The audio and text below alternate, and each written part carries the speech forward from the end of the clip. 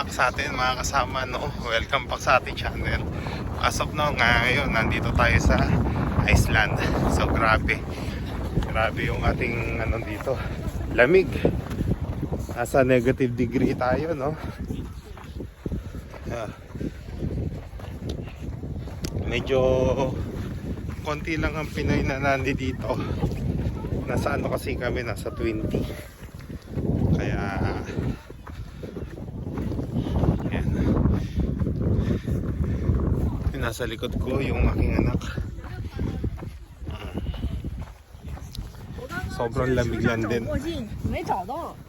So ngayon sa video ito, sinishare ko lang din yung ganda ng view. Yan. Ito yung ganda ng view. Nandito sa Iceland. Ang hirap po rin yung bonnet dahil sobrang lamig. Ikot po tayo 360. More on yellow talaga. Nahilo ako. Nakalokat lang din kasi yung ko eh. Shoes ito oh.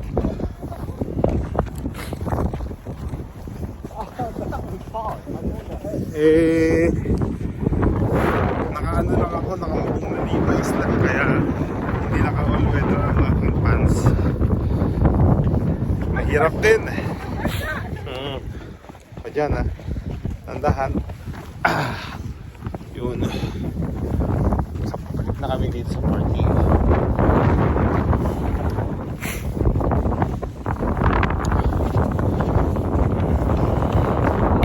Yun dun sa taas. Yan. Itong taas na to, ito yung madalas pag-shootingan ng Game of Thrones. Dito, actually dito sa spot na to, itong pinaka-area natin na to, madalas mag-shoot sila rito, kaya very popular tong area na to. So sana dito sa naipakita kong view magkaroon din kayo ng idea, diba? Maganda puntahan itong Iceland. Grabe, mag-enjoy kayo pagdating sa foods, pagdating sa mga community dito. Saka nung dumating kami dito sa Iceland, walang immigration papasok from Germany, Frankfurt, kaya so mga kasama, see you on the next video.